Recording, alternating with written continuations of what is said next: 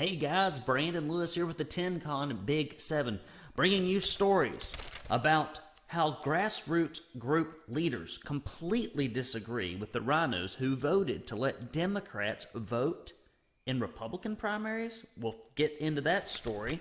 We're going to talk about the inability of the Republican Party in Tennessee, at least the leadership, to protect Tennessee's sovereignty against federal overreach because they love that federal money.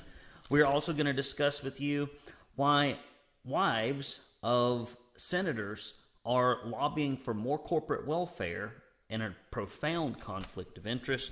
We're going to move on to look at why certain aspects of drag show laws didn't make it through committee. And we're going to move on from there to Republican senators who take issue with Tennesseans' rights to religious exemptions enshrined in the state constitution, bills that would clean up the voter rolls and help with election integrity that also went the way of the dodo, as Jason Vaughn likes to say. And finally, a bill that had the intention of keeping obscene materials out of Tennessee school libraries advances. That's amazing. In House heads to Senate. That's what we're going to be talking about. Brandon Lewis here, TennCon Big 7. Again, news you will not get from the left-leaning corporate media. If you want to follow us, go to Twitter. Just type in Tennessee Conservative News. We'll be right there.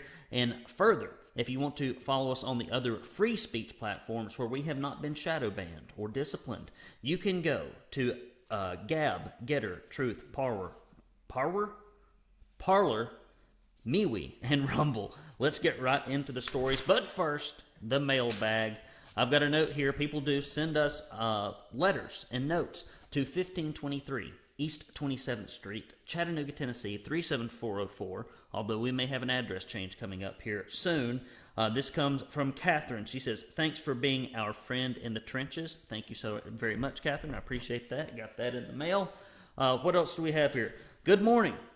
We already have a tumbler and bumper stickers. We don't need any more. Keep up the good work. Thank you so much for sending that in with a contribution. And then finally, just a very simple note that says, appreciate all you do. Blessings, Don. Thank you very much, Don. I do check the mailbag. Typically, the notes are a little longer than that. But hey, I like the short ones too. And speaking of things that come in short packages but are very awesome, I'm your host, Brandon Lewis here, Tennessee Conservative. For many of you who don't know my background before we get into these stories, I used to work on U.S. Senate, U.S. House, state and local races, wrote a book called How to Raise Money for Political Office, but I just got completely tired of politics, just fed up with it. And after my last congressional re-election race with Congressman Desjardins, I did a handful of local races in the Hamilton County area.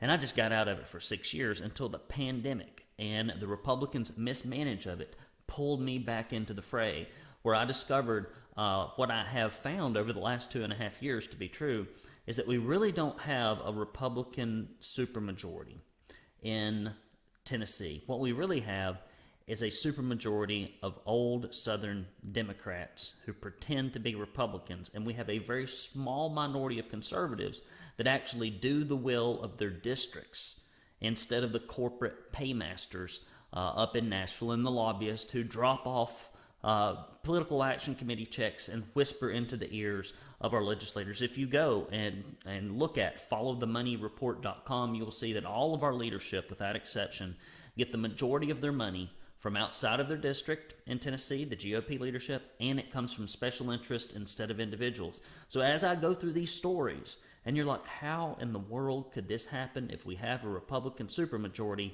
It's because we don't have a Republican supermajority. We have an old Southern Democrat majority, and we have lots of left-leaning corporate interest, and it trumps what you and I want as GOP primary voters. And how do I know that the things that I talk about GOP primary voters want? It's simple. I have surveyed and gotten anywhere from 1,700 to 3,300 responses on all the key issues as long as I've been running this publication to make sure that my gut instinct was aligned with the GOP primary voter with our news stories, and they are. So if you feel like you're the only one, you're not the only one who agrees with me. Most Republican primary voters do. It's just that your local representatives, in many cases, don't listen. Let's get right into it.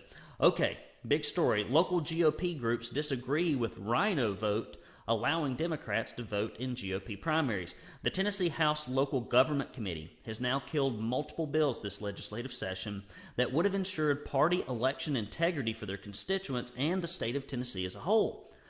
Committee Vice Chair Dave Wright, Representative Rebecca Alexander, remember these names, Dale Carr, Michael Hale, and Esther Helton Haynes, and John B. Holtzclaw all participated in voice votes against House Bill 0405 by Brian Ritchie and House Bill 045 by Representative Kelly Kiesling.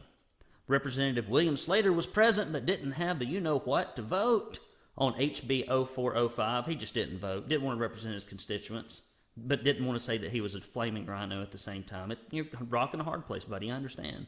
However, he reportedly because they do secretive voice votes in the House, reportedly voted in favor of HB 145 after he got his butt handed to him by his constituents who don't like this. And here's the person that if you see this individual out and about in public, and if you want to thank someone for single-handedly doing his damnedest to make sure that Democrats always vote in Republican primaries, the gentleman you want to thank and really applaud is Committee Chair John Crawford. Committee Chair John Crawford has done more for Democrats as far as it goes to winning elections and putting RINOs in office this year than any other person, perhaps more than any other person in Republican state history. So John Crawford was recorded as voting in favor of 045, but not HB 0405, but he didn't take a roll call vote. He didn't ever take a roll call vote on either of these, which is what he should have done. And so I don't trust the man. I don't trust him. This guy needs to be replaced. If you are in his district, find somebody, find a log or an old stump sitting out in the woods, put a couple eyeballs on it. Anything would be more conservative than Representative John Crawford. Back to the story. As Republican lawmakers in Tennessee continue to vote against conservative legislation time and time again, the term RINO, which means Republican in name only, is more relevant than ever, leaving the conservative base to wonder exactly what their representatives are doing that warrants re-election. That's a damn good question. Frankly, it is alarming when legislators start voting against the will of the people who elected them in the first place.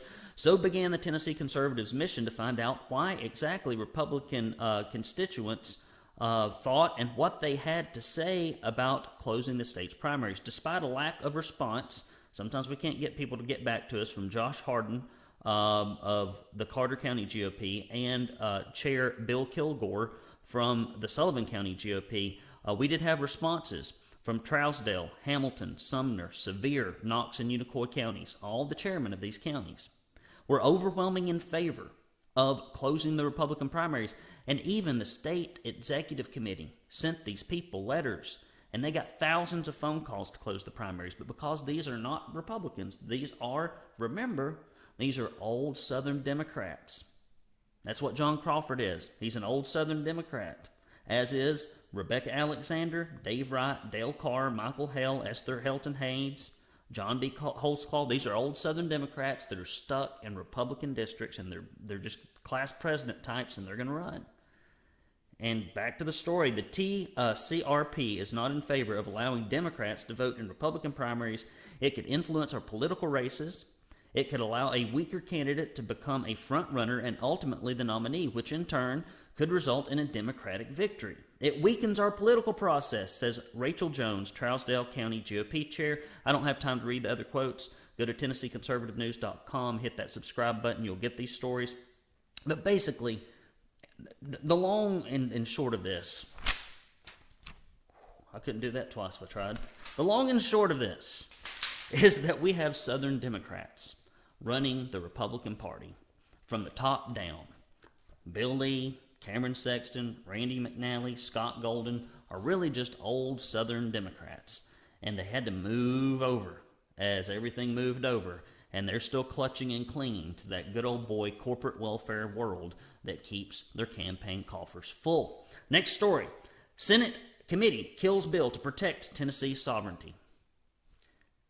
I am sure that our framers of the Constitution are rolling over in their grave as they watch the leaders of Tennessee's Republican Party throw Tennessee's sovereignty in the dirt for what? I don't know, 20 pieces of silver, something like that. A bill that would restore state sovereignty in Tennessee failed in the Senate, State, and Local Committee on Tuesday. Senator Janice Bowling, sponsor of Senate Bill 092, introduced the bill and provided an explanation to the committee. She noted that the nullification process is not a new procedure, but the new legislation would provide an orderly pathway for the state to use the nullification process. Bowling gave extensive historical context, which these people don't care much about history, citing several instances where the nullification process had been alluded to or used in the past. She was preparing to complete her speech. Chairman Richard Briggs, Dick Briggs, recommended they go ahead and move along with the bill. Senator Mark Pody made a motion on that bill, but there was no second. Briggs noted that because there was no second, the bill failed. All committee members were present at the meeting. Only Senator Pody offered a second. So of this entire committee, this is the committee. Chairman Dick Briggs is chairman here. You can't count on Dick at all. He will always steer you wrong. This is the guy who promised up and down that he would protect the unborn in Tennessee and was the first person to try to undo the abortion ban. This guy needs to be voted out of office. He's probably in there for another 4 years. I think he recently won his election, so we got a few more years of this guy. But his record's terrible. His record is terrible. So this is the Senate, State, and Local Government Committee. So hopefully we have the faces of the individuals up who voted against this. Next story. Guys, if you want to get in front of a very large and growing audience of Tennessee's most engaged conservatives, please do support us with advertising. You can email Brandon at TennesseeConservativeNews.com, or you can email Jason, or rather news, at TennesseeConservativeNews.com. That is answered by Jason Vaughn. We would love to put you there. Put your money where your mouth is. Everybody's like, harumph. I'm a big conservative. If your money and time is not spent as a small business owner supporting conservatism and Judeo-Christian values because you're afraid you might lose $1, then the thing you might really value is money. And so we need yours to help us tell the truth about what's going on in Tennessee. And small business owners have been given the shaft repeatedly and constantly and continually with unceasing rigor and enthusiasm by Bill Lee, Cameron Sexton, Randy McNally, and the other RINOs as they continue to dole out corporate welfare to organizations, think about it, like the In-N-Out Burger. Yes, we need to give corporate fast food millionaires and billionaires, we need to give them millions of dollars so that they can compete unfairly against mom and pop restaurateurs here in the volunteer state.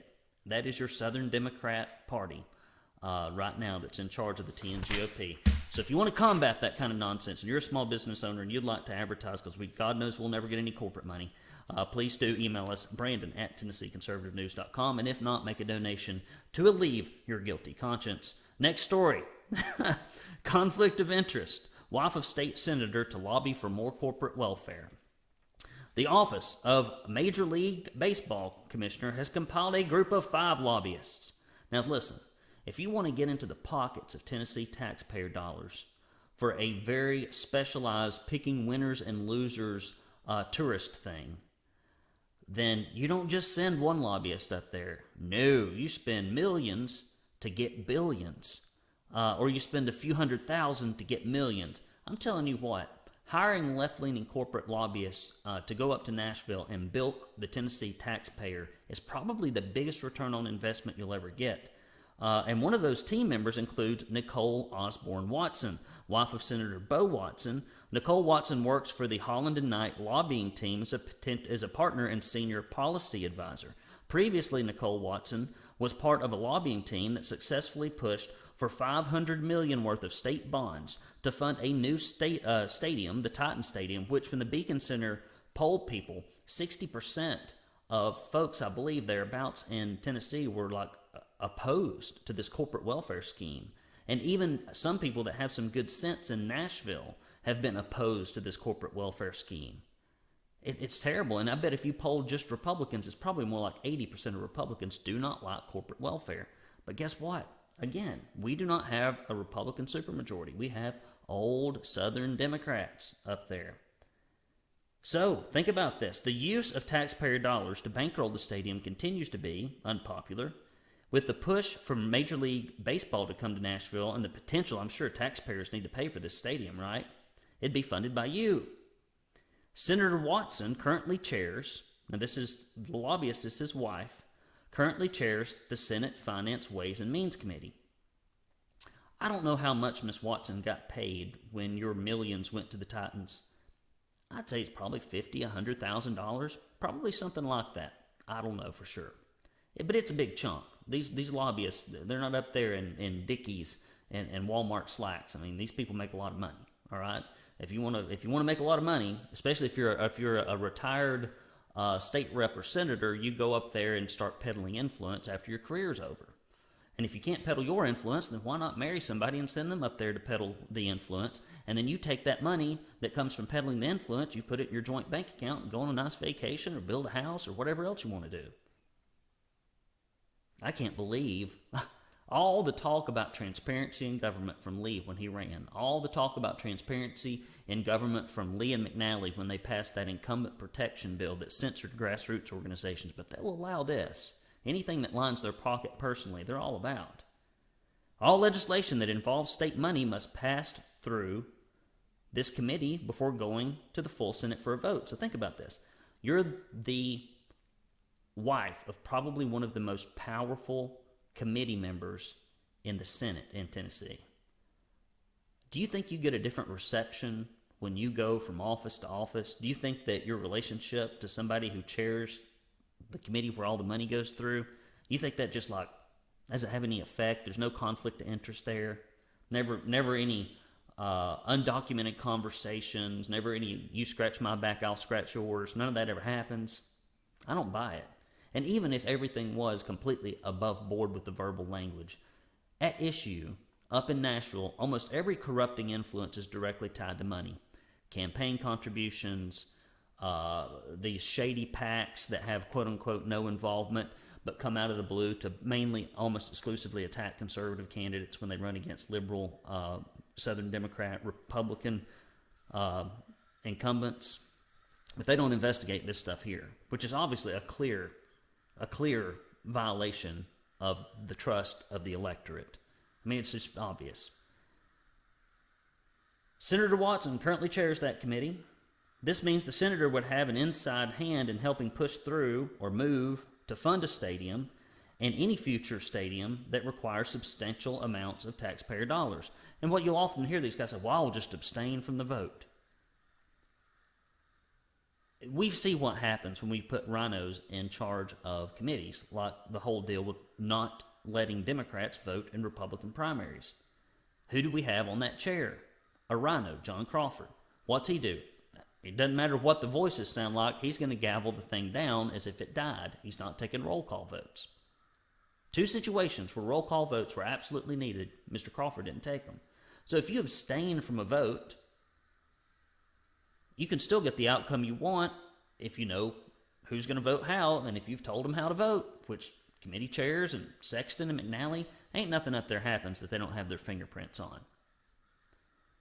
Following the Senate session last year, Senator Watson was grilled about the potential conflict of interest with his wife being a powerful lobbyist and him being one of the most powerful lawmakers on the Hill. Watson said, there are rules in place to govern their relationships, and said, I follow them all, right to the bank, I bet.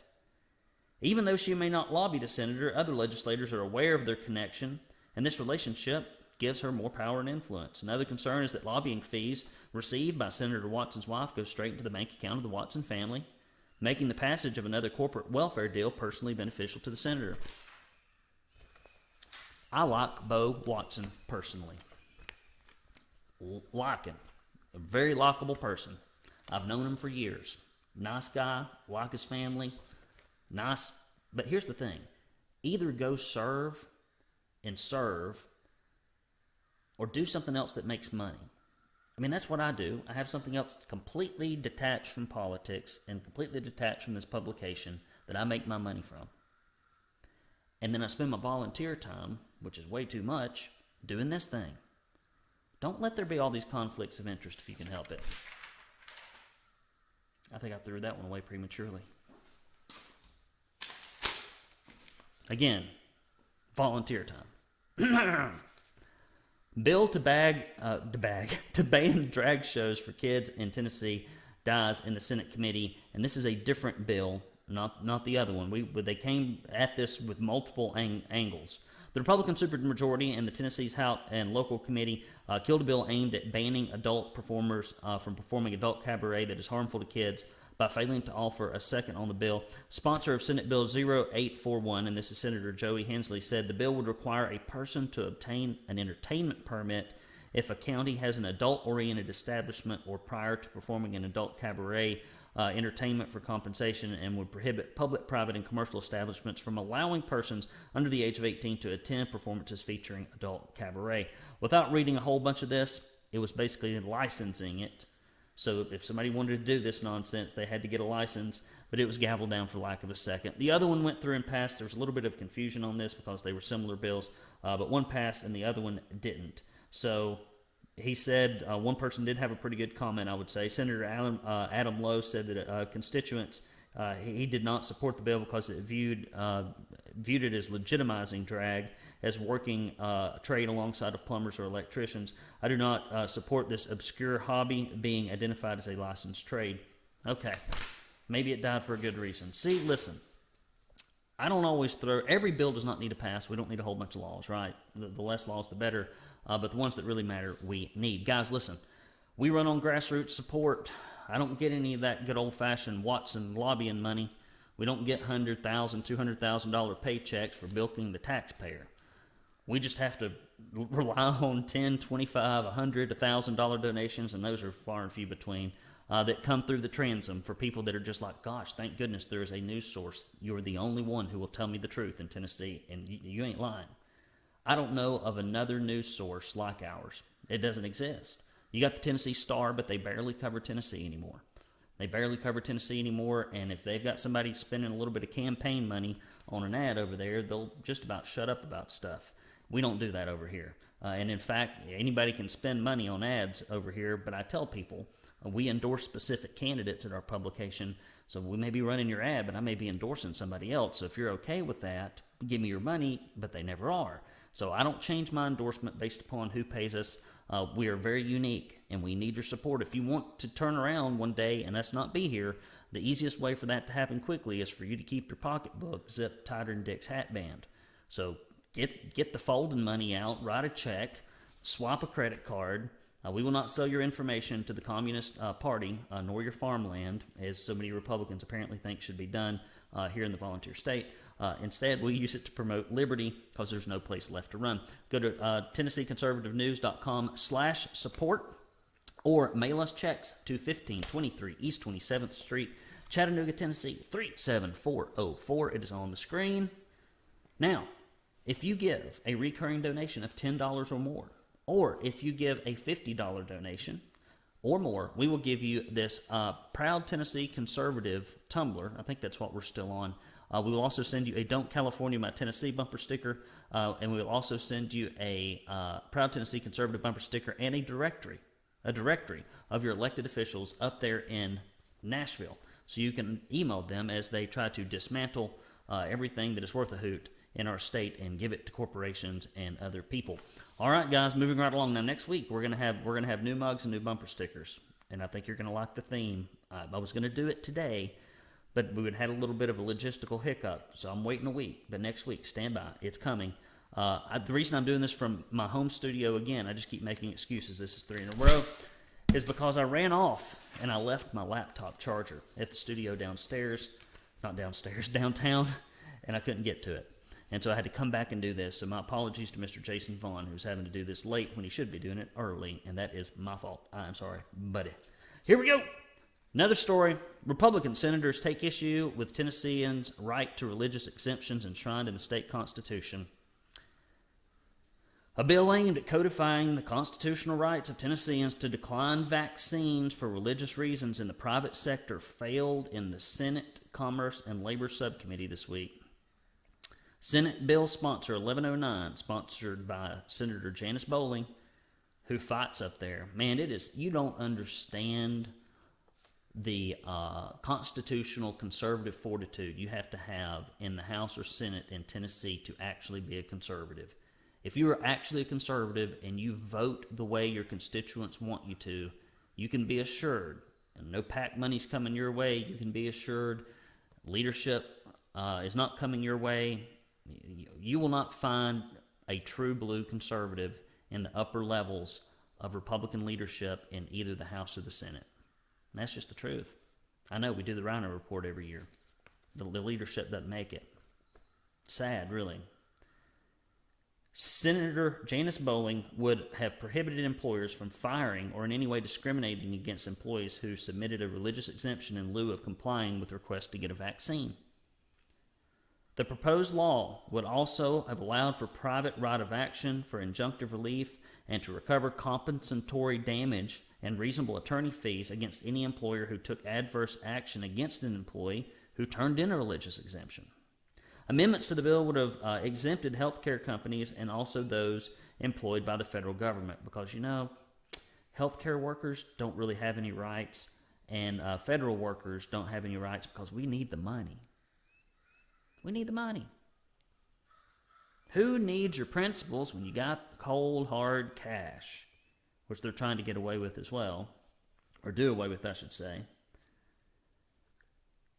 Bowling said, what my bill does is codify Article 1, Section 3 of the Constitution of the State of Tennessee that all men have a natural and indefensible right to worship Almighty God according to the dictates of their own conscience, and that no human authority can in any way so whatsoever control or interfere with the rights of conscience, while admitting that there's a balance to be struck between the rights of employers and employees. She said, we have to err on the side of religious liberty of the individual. The thing that made the United States of America so fantastically wonderful is that we see that individual rights are God-given, not business rights, not corporate rights, which is the only rights that Republicans, Southern Democrats, old Southern Democrats up in Nashville seem to care about. Buddy, they care about corporate rights, left-leaning corporate rights. They would die on a cross for left-leaning corporate rights, but individual rights, not so much. Not real passionate about those individual rights because guess where their money comes from? When you look at their campaign finance disclosures, their money doesn't come from individuals inside the district. It comes from special interest and corporations outside the district. So corporate rights trump individual rights because follow the money. FollowTheMoneyReport.com. Go take a look at it. Senator Frank Nicely was the only member of the subcommittee present who spoke in favor of the bill, and this is a decision that needs to be made by every individual. So the following senators decided that you should have to be forced to be vaccinated to be employed if your employer says you have to be. So they are Senators Jack Johnson, who promised he'd stand up for medical freedom during his re-election campaign recently. That stand didn't take very long. I bet his feet didn't even get tired. Swan, Reeves is terrible. Shane Reeves, he voted to let illegal immigrants get licenses. These people never stand up against it. They always promote it. Swan and Yeager voted no, along with Democrat Ramesh Akbari. It's so funny how you can always tell the RINOs because they're always voting with the Democrats. Senators Bailey and Nicely voted yes, meaning they appreciate your right to refuse a vaccine. Senators Sutherland and Watson declined to vote, which is even worse than voting no. And somebody sent me an email that they had an exchange with Watson, and he said, well, I was just doing y'all a favor. I really wanted to vote against it, and I just voted not present, just to make people happy. I'm telling you guys, it's all about the left-leaning corporations up in Nashville. At 2.5 years as a layperson, navigating becoming a publisher of a news publication is rather tough and interesting, especially one that doesn't make any money. But the truth just jumps right out at you, and this is a perfect example of the fact that corporations matter more than individuals to these people. And that's how it's always going to be until they're replaced. Next story, a bill to improve reporting of death records in relation to voter rolls fails in subcommittee. One of the bills aimed at cleaning up voter rolls this legislative session failed in the House Elections and Campaign Finance Subcommittee after a voice vote. House Bill 1246 would have provided parameters around a time frame of when the coordinator of elections must obtain information regarding the deceased, making the practice standard across all state election commissions. State law does not currently specify when the coordinator of elections must obtain this information. One possible reason for why the bill failed was a fiscal note.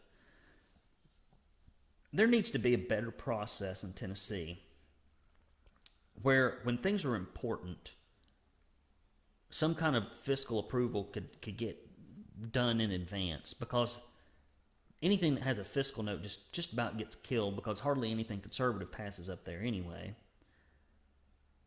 Jody Barrett questioned the accuracy of the note, which would increase local expenditures by $173,000 in fiscal year 23 and 24, $70,000 in fiscal years 24 and 25 and subsequent years. The proposed legislation would have required both the coordinator of elections and County Election Commission to retain an electronic and paper copy of all reports for a minimum of 24 months. This would have meant an update to the record system of all state election commissions. This could have been accomplished without an increase in expenditure in all but Knox, Davidson, and Shelby counties. Representative Clay Doggett was the only member of the subcommittee that requested to be voted as aye.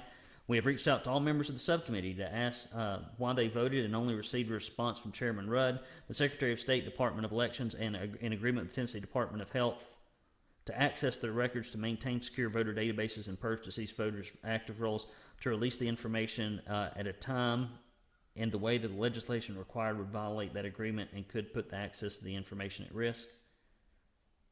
Well, if they're dead, who cares? I don't know. Next story. Bill with the goal of keeping obscene material out of Tennessee school libraries advances in House and heads to Senate floor. Now, here's one thing that you have noticed. Anything that has required Republicans to stand against left-leaning corporations or to stand against the state bureaucracy, because we have a deep state in Tennessee just like we have one in Washington. And they pull strings up there just like they pull strings in Washington. It's smaller, you don't know the characters, you don't know the actors, but it happens, and you're influenced more by it, and you live more under it. But most Tennesseans, don't know jack squat about what goes on in their own state capital, even the ones that are interested and keep up with what's going on in Washington. And so a lot of times when you see bills advance, they are bills that really don't do much. They're bills for grabbing headlines. They are bills for addressing hot topic issues that do not cost corporations any money, do not cause the government to perform any better, does not hold the government accountable for better results. Those are the votes that always are a struggle. Anything that actually benefits the taxpayer at the expense of the government bureaucracy or at the expense of the left-leaning corporations. When those two things are in play, the taxpayer in Tennessee almost always loses. That's the pattern that you're going to see. It's the pattern I've seen. This week, a bill that has an ultimate goal to keep material that meets the criminal code threshold for obscenities out of Tennessee schools has advanced in both the House and the Senate. House Bill 0841, a bill being championed by Representative Susan Lynn, has a goal of separating Tennessee K-12 students from materials that would criminally and statutorily defined as obscenities. The bill would remove the educational option of federal government enacted back in the 1960s for materials that by legal definition are obscene, and protect anyone who houses, distributes, or has other materials from criminal consequences solely because it's an educational setting. So, I guess you could do anything in an educational setting and it's okay. I don't understand this old archaic law. It's probably back when, a long time ago, when what they considered to be obscene might be like a picture of a naked lady in a anatomy class, or for medical purposes, back when they had stricter senses of morality. Now, it's like, they can't show Debbie Does Dallas in kindergarten, but Debbie's really a man. But we thought that was drag time story hour, but it used to be an old porno on HBO. We can't show that anymore. This is what we've gotten into here. As of this week, the bill has passed the committees and passed in the House. It is scheduled to be heard in front of the full House Criminal Justice Committee on 3/28/23. And if it passes that committee, it will head to the House floor for debate, and the Senate version of the bill will be voted on the Senate floor next week. So, here's one other final comment I will make. It's been a crappy week, and it's been a crappy session up in Nashville. Everything that's of real importance that could help individuals in Tennessee that are what Republican primary voters want as it relates to stopping social media censorship, stopping illegal immigration, improving education, giving parents choice, ensuring election integrity, protecting your medical freedom, all that crap got booted by the old Southern Democrats, aka Republicans, because of that whole conflict of where the money comes from versus who it benefits or hurts. That's what it all boils down to, ladies and gentlemen. That's the summary of everything I report on day in and day out. It's like damn Groundhog Day. Just about. And so, here's another thing that I think is funny. I'm going to give you a couple of comments, then I'll tell you what we're doing this weekend. Number one, the schools in Tennessee are so crappy that if you look at all the legislation that is constantly being peddled, it's all about trying to make it suck a little less. For example, we got to ban critical race theory in school. We got to ban pornography in school. We got to ban all this indoctrination in school. We have to have these laws that retain third graders when they can't read. We have to make these laws that say class sizes can't be but so large, and on and on and on. And it's all because government education fails the kids and the parents at every turn.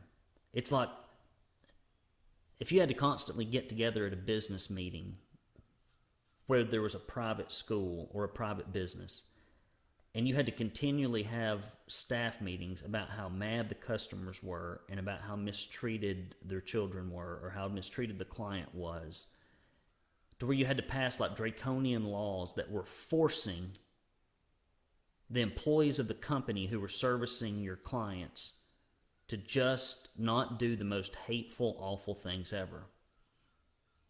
That tells you that Tennessee education and the environment in which most kids are in is so corrupt and awful that the only real solution is to get your kids out of there as quick as you can.